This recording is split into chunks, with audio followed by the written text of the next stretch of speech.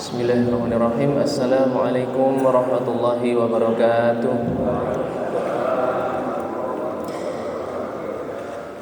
Alhamdulillah. Alhamdulillahilladzi an'amana bi ni'matil iman wa an'amana bi ni'matil islam. Asyhadu an la ilaha illallah wahdahu la syarika lah wa asyhadu anna Muhammadan 'abduhu wa rasuluhu la nabiyya ba'dah. Allahumma salli wa sallim wa an'im ala nabiyyina Muhammadin wa ala alihi wa ashabihi wa man tabi'ahum bi ihsan ila yaumiddin. Alhamdulillah rabbil alamin. Para jamaah yang dimuliakan oleh Allah Subhanahu wa taala, marilah pada kesempatan kali ini kita bersyukur kepada Allah Subhanahu wa taala, yang mana pada kesempatan kali ini kita bisa berkumpul untuk melaksanakan ibadah di Masjid Al-Ikhlas ini. Semoga kita semua di sini diberikan karakter oleh Allah Subhanahu wa taala seperti nama masjidnya, menjadi hamba-hamba yang ikhlas. Karena satu-satunya manusia yang tidak bisa diganggu oleh iblis dan setan dan bala kurawanya itu adalah hamba-hamba yang ikhlas. Ketika iblis menyatakan kepada Allah Subhanahu wa taala, "Ya Rabb, wahai Tuhan, karena Engkau sudah memvonis aku sebagai penduduk neraka, maka berilah aku kesempatan, ketangguhan untuk hidup selama-lamanya sampai hari kiamat." Kemudian permintaan yang selanjutnya, izinkanlah aku untuk mengganggu manusia, untuk mengganggu kula kalih panjenengan ini dari sisi kanan, dari sisi kiri, dari sisi depan, dan dari sisi belakang. Dan setan, iblis sudah memberikan bocoran kepada kita.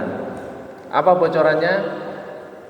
Bahwasanya ada satu tipe manusia yang tidak bisa akan diganggu, yaitu apa? Illa ibadaka minhumul mukhlasin, yaitu orang-orang yang senantiasa ikhlas dalam beramal. Moga-moga panjenengan semua dan saya dijadikan oleh Allah Subhanahu wa taala hamba-hamba yang benar-benar ikhlas.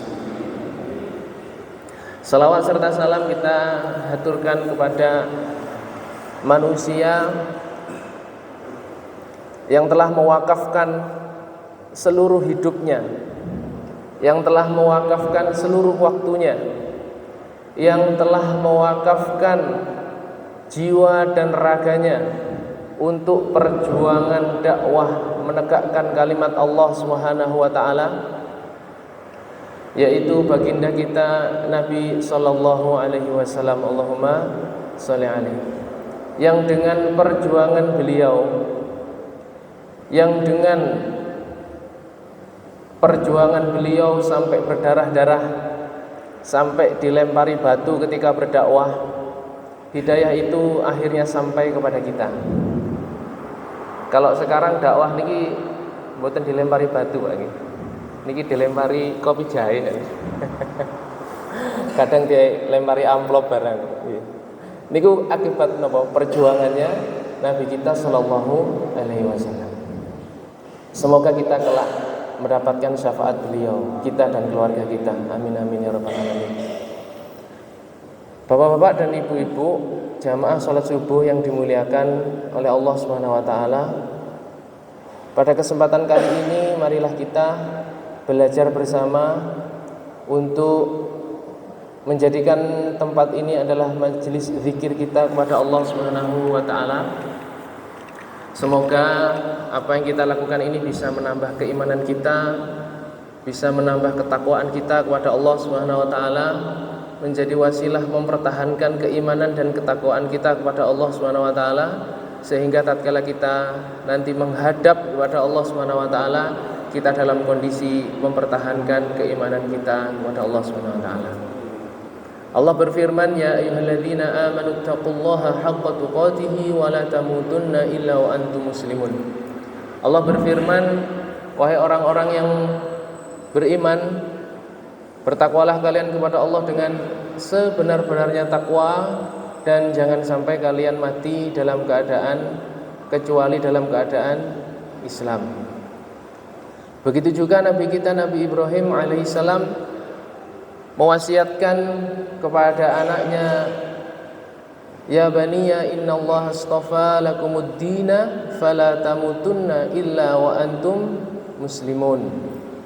Wahai anak-anakku, sesungguhnya agama yang dipilih oleh Allah adalah agama Islam. Maka fala tamutunna, jangan sampai kalian mati kecuali dalam keadaan muslim. Dan begitu juga yang diwasiatkan oleh Nabi Yakub kepada putra-putranya, ya am kuntum syuhada'a idh hadara Yaqubal maut. Apakah kalian ingat ya, tatkala Nabi Yakub hendak menghadapi sebuah kematian. Ya baniya, dia mengatakan ma ta'buduna min ba'di. Apa yang kalian sembah setelah sepeninggalku? Maka anak keturunannya pun menjawab, qalu, mereka menjawab, na'budu ilahaka, kami akan menyembah Tuhanmu, yaitu sinten? Allah Subhanahu wa taala. Bapak-bapak dan ibu-ibu yang dimuliakan oleh Allah Subhanahu wa taala, pada kesempatan kali ini marilah kita membahas bersama-sama sebuah kaidah, sebuah sunnatullah yang diciptakan oleh Allah Subhanahu wa taala, yang mana sunnatullah itu berlaku kepada kita semuanya. Dan sunnatullah ini insya Allah tidak meleset, dan ini adalah ketetapan yang pasti. Apa itu?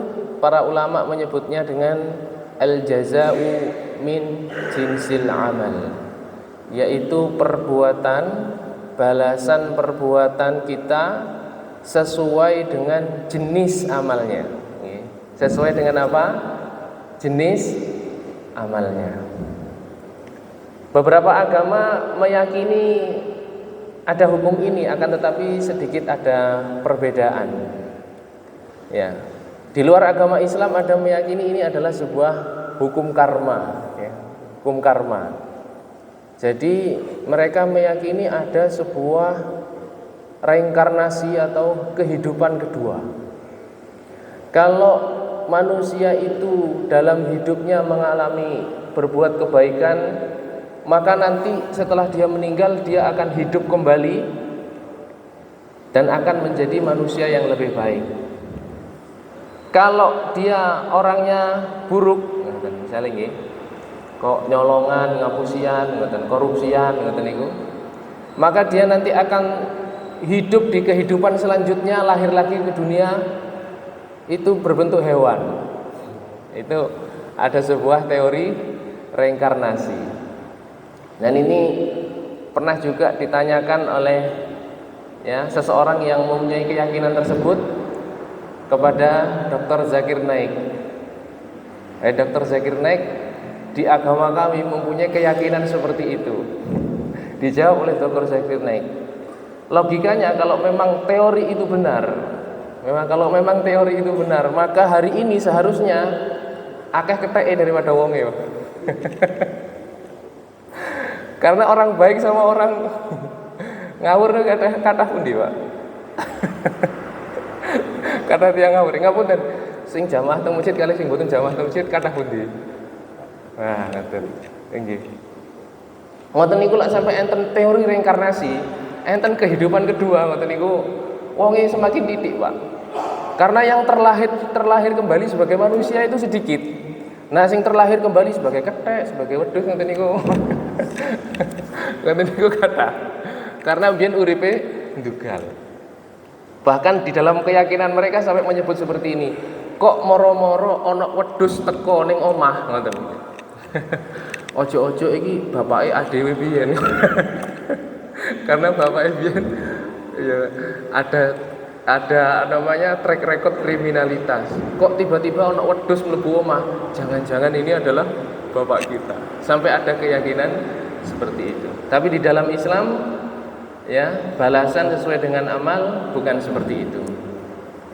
Di antaranya ada yang mempunyai keyakinan bahwasanya tatkala seseorang ya untuk mempertahankan kasta-kasta ya, kasta-kasta dalam kehidupan. Jadi tiang niku wonten kasta rendah, kasta sedang, kasta tinggi ngoten, Pak. Dalam keyakinan mereka. Sehingga tatkala seseorang mempunyai kasta yang rendah, kemudian dia melayani orang yang mempunyai kasta yang lebih tinggi ya, maka nanti dalam kehidupan selanjutnya dia akan naik kasta. Nah, kalau dia tidak bisa melakukan itu, maka lahir di kehidupan selanjutnya dia tetap dalam kasta yang rendah. Dan itu bukan yang dimaksud di dalam ajaran kita ya. Dan itu adalah keyakinan yang menyimpang. Para jamaah yang dimuliakan oleh Allah Subhanahu wa taala, di dalam Al-Qur'an banyak sekali disebutkan dan dalam hadis Rasulullah sallallahu alaihi wasallam ya, bahwasanya balasan sesuai dengan amal perbuatan kita. Di antaranya ketika kita mengingat bagaimana Nabi kita sallallahu alaihi wasallam, Allahumma shalli alaihi, tatkala menerima wahyu pertama, kedatangan malaikat Jibril, kemudian disuruh membaca sama malaikat Jibril, Iqra. Sudah dalam ketakutan, menggigil, ada makhluk yang datang besar mempunyai sayap ya, kemudian mendekap dan mengatakan, Iqra, bacalah. Ma ana biqari'in, kata Nabi kita, ma ana biqari'in, aku gak bisa baca. Iqra, baca. Sampai akhirnya Nabi Muhammad pulang dalam keadaan ya menggigil, demam, bertemu dengan istri tercinta ya Ibunda Khadijah, dan mengatakan Nabi karena saking menggigilnya ya, Nabi mengatakan, qad khashituhu alayya, wahai Khadijah, apa yang terjadi dengan aku? Aku takut. Aku takut akan terjadi sesuatu yang tidak nyaman terhadap diriku. Lalu sang istri mengatakan, faqalat kalla, tidak mungkin. Tidak mungkin terjadi sesuatu yang mencelakaimu. Tidak mungkin terjadi sesuatu yang buruk terhadapmu, tidak mungkin, katanya Khadijah. Ini sangat yakin sekali Khadijah. Kenapa? Karena absyir, berbahagialah. Fa wallahi la yukhzikallah. Demi Allah, Allah tidak akan pernah menghinakanmu wahai Muhammad. Ini bukan tanda-tanda kehinaan, enggak mungkin. Ya, enggak mungkin. Innaka latasilur rahim. Karena sesungguhnya engkau Muhammad itu adalah orang yang rajin ya, yang rajin menjalin hubungan silaturahim. Nabi Muhammad itu ning dulur-dulure sae, Pak. Nggih. Teng dulur-dulure niku sae. Wa tasduqul haditha, engkau enggak pernah bohong. Engkau enggak pernah bohong. Wa tahmilul kalla. Ya. Engkau adalah orang yang suka memikul beban orang yang sedang kesusahan. Ya. Wa taqrad dhaifa, dan engkau juga suka memberi orang miskin. Wa tu'inu ala naibil haqqi, dan engkau adalah orang yang suka menjamu tamu dan menegakkan kebenaran. Maka kata Khadijah, enggak mungkin kamu itu dihinakan oleh Allah. Kamu itu loh enggak pernah menghinakan orang lain. Ya. Ini salah satu bentuknya bahwasanya orang kalau dia tidak pernah menghinakan orang lain ya, maka Allah tidak akan pernah menghinakan dia. Dan di dalam Al-Qur'an banyak sekali ketika Allah mengatakan innahum yakiduna kaida fa akidu kaida. Sesungguhnya orang-orang kafir itu sedang ya, membuat tipu daya. Maka Allah Subhanahu wa taala fa akidu kaida, maka aku pun juga membuat tipu daya kepada mereka. Wa makaru makro wa makarna makro. Sungguh mereka telah membuat tipu daya, maka Allah Subhanahu wa taala juga membuat tipu daya. Ya. Karena balasan sesuai dengan amal. Nah, di antara balasan ya sesuai dengan jenis amalnya Allah Subhanahu wa taala berfirman di dalam surat An-Nur ayat 22, A'udzubillahi minasyaitonirrajim. Bismillahirrahmanirrahim. Wala ya'tali ulul fadli minkum was-sa'ati ay yu'tu ulil qurba wal masakin wal muhajirin fi sabilillah. Dan janganlah orang-orang yang mempunyai kelebihan dan kelapangan di antara kamu bersumpah bahwa tidak akan memberi bantuan kepada kerabatnya, kepada orang-orang miskin dan kepada orang-orang yang berhijrah di jalan Allah. Wal ya'fu wal yasfahu, maka hendaklah mereka memaafkan dan berlapang dada. Ala tuhibbuna ay yaghfirallahu lakum wallahu ghafurur rahim. Hendaklah mereka memaafkan dan berlapang dada. Apakah kamu tidak suka bahwa Allah mengampunimu dan Allah Maha Pengampun lagi Maha Penyayang? Ya. Ayat ini berkenaan dengan Abu Bakar As-Siddiq ketika putrinya difitnah selingkuh. Sinten putrinya nih? Aisyah nih. Aisyah mendapat fitnah melakukan perselingkuhan. Dan itu sudah dibantah oleh Allah di dalam surat An-Nur dengan ayat yang sangat panjang bahwasanya Aisyah bukanlah orang yang berbuat seperti itu. Akan tetapi ada seseorang kerabat namanya Mistah, dan ini insya Allah masih keponakan atau sepupunya Abu Bakar yang ikut menyebarkan fitnah tersebut. Dan Mistah ini hidupnya disantuni oleh Abu Bakar. Hidupnya ini disantuni oleh Abu Bakar. Akhirnya karena tahu Mistah kok melok-melok gitu. Ya, wis disantuni, dulur kok melok-melok ikut menyebarkan. Terus kemudian Abu Bakar bersumpah, wallahi tak santuni maneh kon. Akhirnya ditegur oleh Allah Subhanahu wa taala dalam surat An-Nur ini, janganlah seseorang bersumpah bersumpah untuk tidak memberi bantuan kepada kerabatnya. Sumpah. Kata Allah apa? Wal ya'fu wal yasfahu, maka hendaklah memaafkan dan berlapang dada. Ala tuhibbuna ay yaghfirallahu lakum, bukankah kalian suka kalau Allah mengampunimu dan Allah Maha Pengampun lagi Maha Penyayang. Nah, di sini balasan yang sesuai dengan jenis amalnya niku pripun maksudnya dalam ayat ini. Di sini Abu Bakar diperintahkan untuk memaafkan Mistah. Kemudian Allah menyatakan, kamu enggak senang tak lek dosa-dosamu diampuni. Ini pertanda apa? Seseorang yang mudah memaafkan kesalahan orang lain, maka Allah pun juga akan mudah memaafkan kesalahan orang tersebut. Jadi sesuai dengan jenis amalnya. Jadi kalau misalnya pangapunten, tatkala kita berdoa kepada Allah, ya Allah, ampunilah dosa-dosaku sampai bangun di sepertiga malam merasa dosane kuwatah. Kathah napa wonten Pak dosane kula kalih panjenengan iki? Ngoten niku lek donga wonten niku diampuni napa nggih? Diampuni resik tenan napa mboten? Penting napa mboten ampunan Allah niku penting napa mboten? Penting nggih. Sakniki sebenarnya yang bisa memasukkan kita ke dalam surganya Allah niku ngapunten, banyaknya amal atau bersihnya dosa. Kuwatah amale nggih. Tapi nggih gadah dosa. Saged mlebet surga? Dereng saged, diumbah sik, Pak. Ngumbah niku tujuane napa? Membersihkan dosa. Meskipun amale kuwatah. Meskipun poso Daud. Meskipun tahajud bengi. Tapi kalau ada masih dosa yang belum sempat diampuni oleh Allah Subhanahu wa taala, insyaallah mampir transit.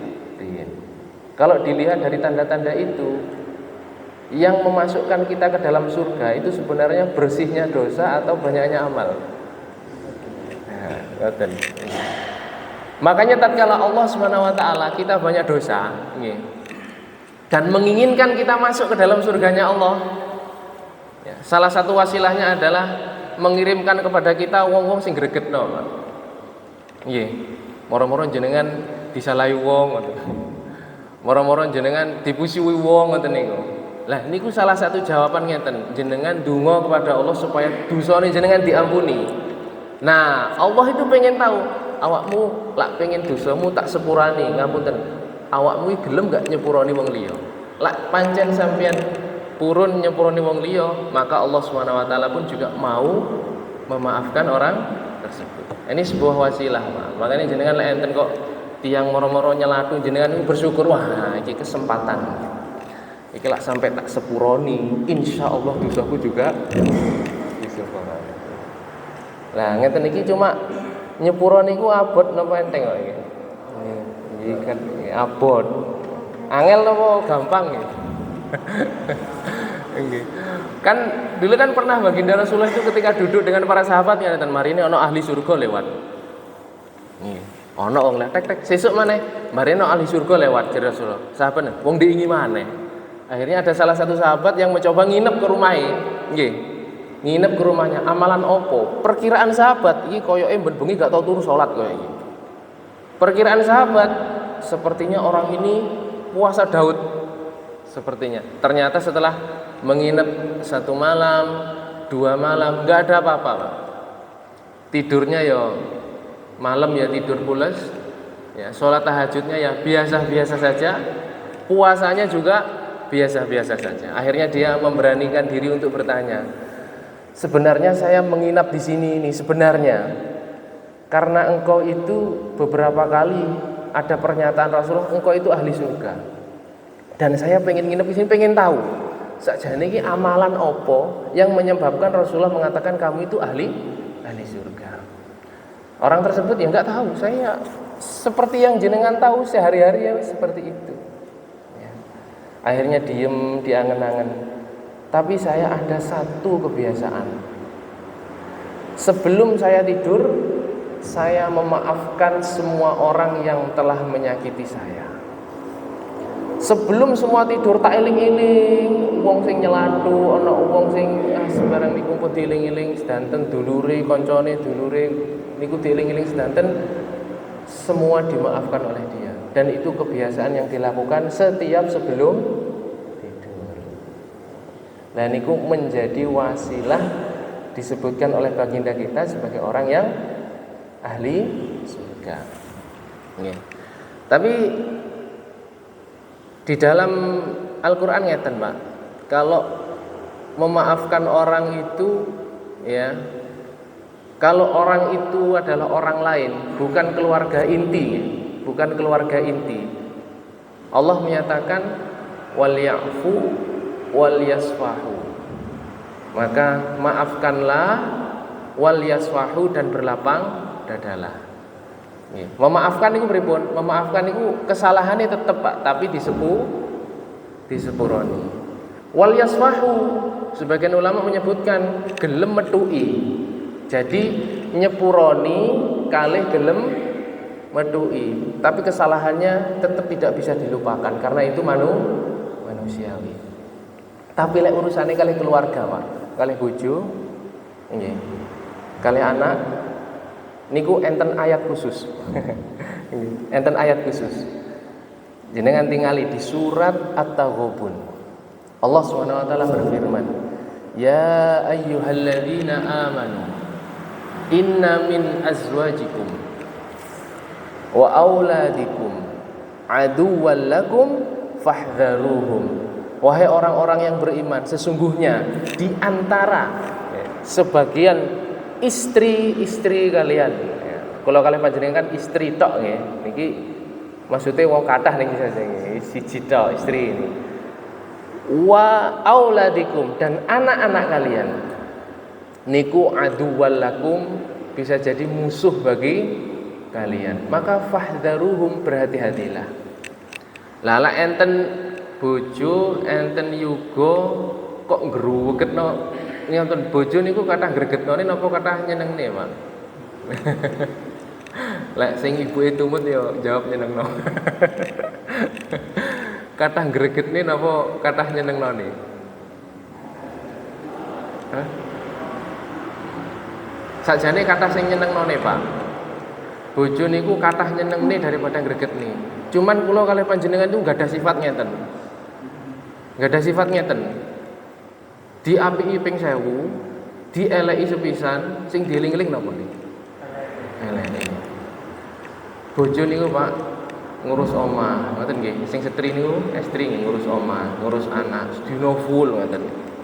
Saya napa? Kata napa saya ini? Lah panjenengan keliru sitok ngoten jenengan fokus teng sitok niku masalahe. Makane kula kalih panjenengan niku asline bojo niku asline nyenengne, Pak. Cuman kula kalih panjenengan niku gadah kebiasaan diapiki ping 1000, dieleki sepisan. Sing dieling-eling eleke. Makane tiyang niku kok pegel kali tiyang niku sing dieleki mesti eleki. Tapi lek Gusti Allah niku kebalikannya, Pak. Gusti Allah niku ngeten. Kalau Allah itu dieleki ping 1000, diapiki sepisan. Kata Allah apa? Disepurani kabeh. Lek kalih tiyang balikan. Nah, kalau urusan dengan keluarga, Allah Subhanahu wa taala mengisyaratkan menaikkan satu dosis. Apa kata Allah? Wa in ta'fu. Kalau seandainya kalian memaafkan, wa tasfahu, berlapang dada, wa taghfiru. Loh, ta'fu, tasfahu, taghfiru wonten telu, Pak. Lek karo wong liya, falyafu wal yasfahu tok niki kalih. Lek kalih anak kalih bojo, in ta'fu wa tasfahu wa taghfiru. 3 dosis, Pak. Lek kalih bojo kalih anak niki. Wa taghfiru niku napa? Sebagian ulama menyatakan sampai nglalekno. Jadi mboten dieling-eling malih. Ngoten lek enten bojone salah mboten dieling-eling, mboten diungkit-ungkit. Biyen wis ngene, saiki baleni maneh. Sampai ngoten kadang nggih. Atau taghfir itu sebagian menafsirkan sampai ditutup aibnya tidak dibahas lagi. Nah itu kalau kali keluarga ngoten. Lah kali wong liya mboten napa-napa dibahas. Biyen wis ngene lho ya, aja ngene maneh niku angsal, Pak. Tapi lek kali anak kali bojo niku sampai mboten dibahas malih. Kalau sampai itu tidak dilupakan akan menjadi api di dalam sekam dalam keluarga. Nah, kalau dalam keluarga jenengan ditingkatkan 1 oktav, Pak. Ta'fu, tasfahu, wa taghfiru. Ya. Sepuro sampai ping 3. Fa innallaha ghafurur rahim. Makanya kalau orang itu sudah menikah, Pak, ya niku lek terus tiang-tiang itu jalan tercepat menjadi wali. Nah, karena dalam 1 hari interaksi antara suami istri dan keluarga itu ya ada kesalahpahaman itu berkali-kali, Pak. Berkali-kali. Dan kita nggak ada pilihan lain oleh Allah kecuali memaafkan. Lek sampai jenengan ping 3 enten kres kalih pasangan, gek ping 3 saling memaafkan, insyaallah dosa-dosa ini jenengan bersih. Guntur insyaallah nggih. Nah, itu adalah salah satu bentuk balasan sesuai dengan jenis amalnya. Sejauh mana, semudah mana kita memaafkan saudara kita, maka semudah itu Allah Subhanahu wa taala memaafkan dosa kita. Kok ana wong ruwet dijaluki sepuro angel. Dijaluki sepuro bojone angel, dijaluki sepuro kancane angel. Ngoten niku nggih Gusti Allah nggih angel, sulit memaafkan dosanya. Nggih. Bapak-bapak dan ibu-ibu jamaah salat subuh yang dimuliakan oleh Allah Subhanahu wa taala. Yang kedua,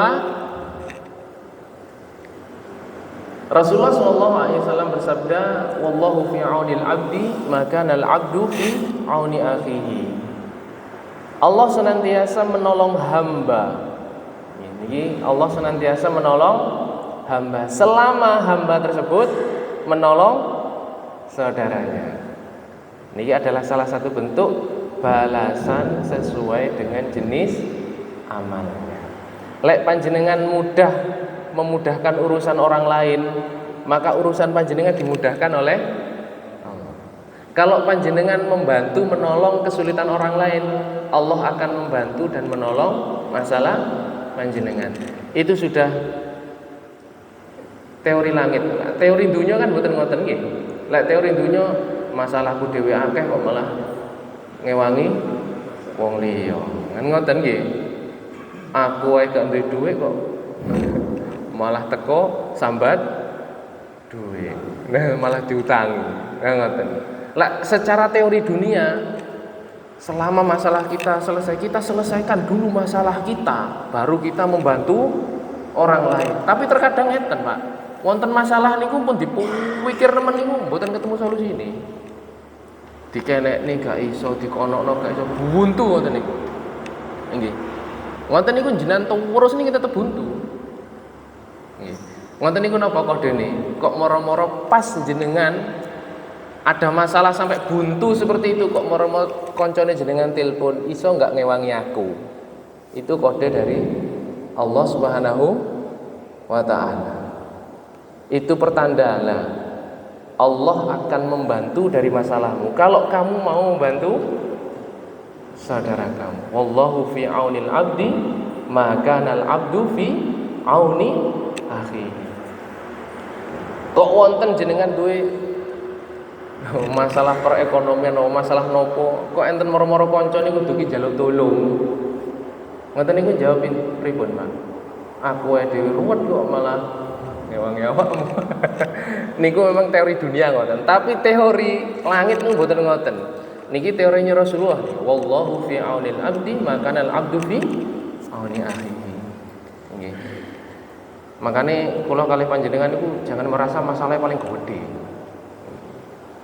Tiang niku kuwatah dugadah masalah ya Mbak. Ya Mbak. Sampai Rasulullah pernah mengatakan begini, wala anna amshi ma'a akhi fi hajatin. Kalau seandainya ya, aku berjalan bersama saudaraku untuk membantu menyelesaikan masalahnya. Ngaten nggih. Ahabba ilayya, aku lebih senang melakukan itu dibandingkan apa? An a'takifa fi hadzal masjidi, yakni Masjidal Madinati syahron. Dibandingkan aku beribadah, beriktikaf di masjid ini. Nah, masjid ini masjid apa? Lek Nabi Sanjang ini masjid apa? Nah, Masjid Madinah. Aku lebih senang keluar satu hari membantu urusan saudaraku dibandingkan dengan aku beribadah iktikaf di Masjid Madinah syahron selama 1 bulan. Ibadah iktikaf niku kathah nggih, Pak, pahalane nggih. Ibadah iktikaf teng mriki mawon. Niki, teng masjid niki lho. Masjid Al-Ikhlas niki kan kathah nggih. Kalau di Masjid Nabawi tambah kathah maneh. Salat sekali di sana dilipat gandakan seperti 1000 kali salat. Dan itu Rasulullah menyatakan itu masih pahala sholatnya, Pak, gitu. Belum bahasa apa tilawah Al-Qur'annya, ya kan? Belum zikirnya di dalam masjid. Tapi baginda kita mengatakan, tapi aku lebih suka keluar membantu keperluan saudara. Ngoten, Pak, Pak. Jadi memang ketika Rasulullah mengatakan khairun nasi anfa'uhum linnas, orang yang paling baik itu adalah orang yang paling bermanfaat. Yang paling bermanfaat. Ngapunten, kita niki sekarang hidup di dunia. Dituntut oleh Allah Subhanahu wa taala kita tidak putus ibadah zikir kepada Allah, kita dituntut. Tapi di satu sisi kita masih menginjakkan bumi, Pak. Artinya kita ya masih punya keperluan dunia. Orang yang sangat ekstrim kanan menyatakan ngaji ning masjid gak mutu-mutu. Salat iktikaf bedino. Sampai dulu ada seorang istri mengeluhkan kepada Rasulullah, "Ya Rasulullah, bojoku iki lho gak tau ndemek aku. Lah gak salat, bengi ku poso. Wis aku gak diapa-apakno belas." Sampai sahabat melihat iku rupane sing wedok iku elek amburadul sampai ditegur, "Kamu kok gak maca?" ngoten. "Ngesakno bojomu." Lah lapo maca terus bojone. Terase sing setri, lah lapo maca aku ora tau diapa-apakno. Lek bengi bojoku salat ora tau turu. Lek awan bojoku poso. Kayak mendino. Ngoten. Nggih. Yang niku ekstrim kanan, Pak, nggih. Ning masjid gak tau metu salat terus. Ana ekstrem kiri, golek dunya tok wis ora eling apa-apa. Mau gawe tok pengganane wis salat apa wis adzan wis amblas kabeh pokoke. Nggih. Niku ekstrem kiri niku. Nah, yang dituntut dan dipuji oleh Allah itu siapa? Yang dipuji oleh Allah Subhanahu wa taala adalah rijalun di dalam surat An-Nur nggih. Rijalun la tulhihim tijaratun wala bai'un an dzikrillah. Yang dipuji oleh Allah Subhanahu wa taala adalah seorang laki-laki. Seorang laki-laki, perempuan. Seorang laki-laki la tulhihim tijaratun wala bai'un an dzikrillah. Seorang laki-laki yang dia itu tetap bekerja. Dia tetap berdagang. Dia tetap berniaga. Tapi perniagaannya, pekerjaannya, perdagangannya la tulhihim an dzikrillah, tidak melalaikan dia dari zikir kepada Allah. Wa iqamis shalah, tidak melalaikan dia dari salat. Bekerja, waktunya azan berhenti untuk salat. Wa itaiz zakah, ketika hartanya mencapai nisab dia membayarkan zakatnya. Wa yakhafuna yawman tataqallabu fihil qulub wal absar, dia takut akan hisab di hari akhir. Nggih kerja, nggih berniaga, akan tetapi tetap ingat kepada Allah Subhanahu wa taala.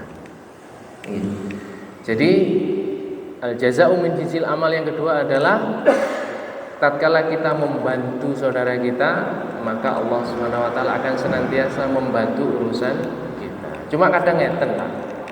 Kula niki kalih panjenengan salah paham. Allah itu kalau membantu kita, membantu masalah kita, itu tidak harus dengan bentuk solusi. Kok panjenengan nanti aku tak ngamalno jirine kae sing ceramah kae. Aku tak bantu dulurku bae engko aku dapat solusi. Wis bantu, wis tak bantu wong iki sampai wong papat kok tak masalah kok panggah. Salah paham. Yang ditolong oleh Allah Subhanahu wa taala dari seorang hamba itu apa? Ngapunten. Yang ditolong oleh Allah Subhanahu wa taala, yang ditolong pertama kali sebelum mendapatkan solusi yang ditolong adalah hatinya. Hati ini diparingi tenang. Imane diparingi tidak goyah. Nggih. Kan enten tiyang niku enggak ada masalah imane goyah wonten nggih. Wonten. Dikaringi masalah ekonomi imannya goyah wonten. Diparingi masalah wonten niku keluargane goyah wonten. Tapi yang ditolong oleh Allah pertama kali niku hatinya, Pak. Jenengan milih pundi? Atine napa? Solusine ada tapi atine tetep boten tenang. Atau atine tenang solusine dereng enten. Gak duwe dhuwit ya panggah gak duwe dhuwit, tapi atine tenang. Solusine masalah pancet, Pak. Jenengan bantu tiyang berapa kali pancet, tapi solusi belum ada, tapi sudah hatinya sudah diberi ketenangan oleh Allah Subhanahu wa taala. Kesalahan yang kedua, ketika kita membantu orang lain, kita menentukan siapa yang akan membalas. Allah berfirman, wa jazaa'u wal hasanatu bi asyri amsalihha. Sesungguhnya kebaikan itu akan dibalas 10 kali lipat. Cuman kesalahannya panjenengan menentukan, lek aku mari ngewangi wong kae, insyaallah aku yo diewangi karo wong. Lah niku masalahe kan ngoten. Kita membantu orang lain dan kita tidak berhak menentukan balasan itu dari siapa. Kita tidak perlu menentukan nanti orang itu yang balas, tidak pasti. Bisa jadi orang lain ya, atau bisa jadi dari jalan lain ya. Nah, masalah solusi itu masalah mangke. Ternyata nanti sampai pada titik jenengan akan sadar ternyata solusinya itu bukan solusi yang jenengan pikirkan.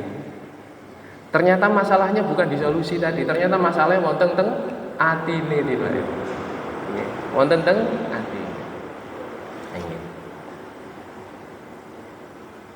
Para jamaah yang dimuliakan oleh Allah Subhanahu wa taala. Di antara bentuk balasan sesuai dengan jenis perbuatannya di antaranya adalah Allah Subhanahu wa taala berfirman di dalam surat Yunus ayat 26. Sebenarnya banyak, ini mungkin beberapa saya pilih. Lilladzina ahsanul husna wa ziyadah. Ya. Wala yarhaqu wujuhahum qataru wala dhillah. Ulaika ashabul jannah hum fiha khalidun. Yang artinya bagi orang-orang yang berbuat ihsan, ya, maka ada pahala terbaik, yaitu al-husna wa ziyadah, dan tambahan. Para ulama menafsirkan orang yang berbuat ihsan akan dibalas oleh Allah SWT surga, dan ziyadah dan tambahan. Para ulama menafsirkan ziyadah, tambahan ini apa? Wis ning surga cek untuk tambahan. Tambahan ini kinapa? Tambahannya kata para ulama adalah melihat kenikmatan, melihat wajah Allah Subhanahu wa taala. Nah, di mana letak bahwasanya orang ihsan itu kok bisa dapat tambahan melihat wajah Allah? Nah, Rasulullah Shallallahu Alaihi Wasallam di dalam hadis Arba'in Nawawi yang kedua, makin jenengan silahkan baca. Ketika Rasulullah Shallallahu Alaihi Wasallam ditanya oleh para sahabat, apa itu ihsan? Ihsannya sahabat, malaikat Jibril yang tanya, apa itu ihsan? Nah, itu tadi kan di ayat itu, orang yang berbuat ihsan maka dia akan dibalas oleh Allah surga dan ziyadah dan kenikmatan melihat wajah Rabbnya. Rasulullah ditanya, ya, ahbirni anil ihsan, kabarkanlah kepadaku apa itu ihsan. Kata Rasulullah, anta'budallaha ka'annaka tarahu fa illam takun tarahu fa innahu yaraka. Ya, ihsan itu kata Rasulullah sallallahu alaihi wasallam adalah engkau beribadah kepada Allah. Beribadah apa saja? Beribadah mahdhoh atau ghairu mahdhoh. Beribadah salat, ya, puasa, atau beribadah membantu orang lain, menafkahi keluarga dan lain sebagainya. Engkau beribadah kepada Allah seolah-olah engkau melihatnya. Niki ihsan, Pak. Seolah-olah engkau melihat Allah. Fa illam takun tarahu fa innahu yaraka. Kalau seandainya kamu, ya, tidak mampu membayangkan melihat Allah, maka sesungguhnya Allah pasti melihat kamu. Jadi orang ihsan itu adalah orang yang berbuat dan merasa dia diawasi oleh Allah SWT dengan perbuatannya. Aku sholat gak popo, gak ono sing delok, sing penting Allah delok. Aku sedekah, gak ono wong ro gak popo, sing penting Gusti Allah tahu. Nah, orang yang namanya berbuat ihsan ini, dia merasa dilihat oleh Allah SWT, maka nanti di akhirat balasannya dia akan dikasih kenikmatan melihat wajah Rabb-nya. Karena dia berbuat, beramal di dunia ini apa? Dia merasa dilihat oleh Rabb-nya. Dia tidak butuh pandangan orang lain. Maka di akhirat nanti dia di surga dan mendapatkan ziyadah, mendapatkan apa? Kenikmatan melihat wajah Rabb-nya. Kalau orang berbuat baik tapi berharap dilihat wong, nah, dan niku namanya bukan ihsan. Bukan ihsan. Maka semakin kita mengikhlaskan, semakin kita fokus hanya pandangan kepada Allah SWT, semakin kita ikhlas beramal. Gak popo wong tidak menilai saya, yang penting Allah SWT menilai saya. Maka ganjarannya nanti jenengan bisa melihat wajah Allah. Wajah Allah yang selama ini setiap hari kita sebut, ya. Maka nanti bukan hanya menyebut, tapi kita akan melihatnya. Para sahabat bertanya, wahai Rasulullah, kalau semuanya melihat, apa kita enggak berdesak-desaan? Kata Rasulullah apa? Enggak. Kalian nanti akan melihat Rabb kalian sebagaimana kalian melihat bulan purnama. Maksudnya kalau kalian menjenengan lihat bulan purnama mau desak-desaan, Pak. Boten. Jadi perumpamannya Rasulullah seperti itu. Masyaallah. Bapak-bapak yang dimuliakan oleh Allah Subhanahu wa taala. Kalau tambahi setunggal ya. Nah, Di antara balasan Allah yang sesuai dengan jenis amalnya, Rasulullah Shallallahu Alaihi Wasallam bersabda, "Wa majtama'a qaumun fi baitin min buyutillah." Ya, tidaklah suatu kaum berkumpul di salah satu rumah dari rumah-rumah Allah. Maksudnya apa nih, Pak? Masjid. Ini. Kumpulin apa? Yatluna kitab Allah, membaca kitab Allah. Wa yatadarasuna bainahum, dan saling mempelajarinya. Ya. Illa, ya, kata Allah, nazzalat alaihimus sakinah, melainkan akan turun kepada mereka sakinah. Sakinah niku napa? Ketenangan. Wa haffat wa ghasyiyatuhumur rahmah, mereka akan dinaungi rahmat. Wa haffathumul malaikah, mereka akan dilingkupi para malaikat. Wa dzakarahumullahu fi man indah, dan Allah akan menyebut nama-nama mereka di sisi para makhluk yang dimuliakan di sisi Allah. Nah, tatkala seseorang berada dalam satu majelis, dan majelis itu adalah tidak ada yang lain di situ kecuali membaca kitab Allah, membacakan ayat-ayat Allah, kemudian saling mempelajarinya, entah pengajian, entah apa, istilahnya majelis zikir, majelis untuk mengingat Allah. Majelis zikir niku mboten mesti sholawatan bareng, mboten mesti la ilaha illallah maca ping 1000, ini mboten mesti. Pengajian duduk kita membahas keagungan Allah, ini namanya majelis zikir. Majelis mentadaburi ayat-ayat Allah niku namanya majelis zikir. Di dalam majelis itu disebut-sebut nama Allah, diagungkan namanya Allah. Maka ada satu poin dalam hadis ini yang menarik. Wa dzakarallahu fiman indah. Allah akan menyebut nama-nama orang yang ada dalam majelis itu. Pak Iki itu sama Allah disebut-sebut, dan disebut nama-namanya itu di kalangan para majelis malaikat. Disebut dalam rangka apa? Dibanggakan. Panjenengan kalau namanya disebut-sebut sama Pak RT, bangga no. Setelah disebut Pak Prabowo, Pak Prabowo. Disebut kali Pak Presiden saat ini bangga no panjenengan, Pak. Duka bangga no. Istilahnya jenengan kalau disebutkan namanya oleh orang yang mempunyai pengaruh, disebutkan namanya oleh orang yang jenengan, istilahnya jenengan kagum dengan beliau, pasti jenengan bahagia.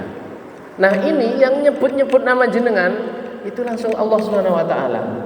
Di sebuah majelis mbuh iku rodok-rodok ngantuk, nggih merhatikan ana sing ngantuk napa sing napa, wis niku disebut kabeh ngene kali Gusti Allah. Ning malaikat, aku lho bangga karo iki jenenge, karo bapak iki di sini, karo ibu iku, karo ibu iki, karo mas iku, itu bangga Allah, disebut-sebut namanya.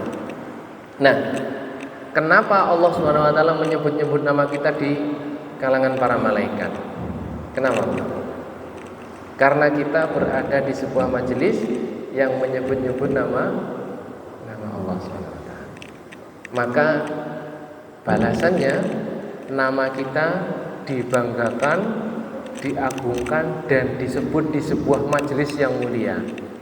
Karena apa? Karena kita menyebut nama Allah di sebuah majelis, maka Allah pun juga menyebut nama kita di sebuah majelisnya malaikat. Niki enten bapak niki melok bangga aku. Omahe waduh subuh-subuh.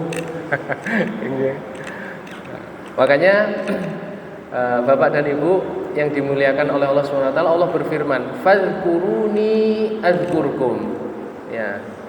Berzikirlah, menyebut namaku, maka adzkurkum, maka aku pun juga akan menyebut-nyebut nama kalian. Washkuruli wala takfurun, dan bersyukurlah kepadaku dan jangan kalian kufur terhadap nikmat. Ya. Dan ini adalah al-jaza'u min jinsil amal. Bapak-bapak dan ibu-ibu yang dimuliakan oleh Allah Subhanahu wa taala, berkaitan dengan majelis, ya. Allah Subhanahu wa taala berfirman, "Ya ayyuhalladzina amanu, idza qila lakum tafassahu fil majalisi fafsahu yafsahillahu lakum." Wahai orang-orang yang beriman, apabila dikatakan kepada kalian dalam sebuah majelis, ya, tafassahu. Tafassahu itu ayo geser-geser, dilapangkan.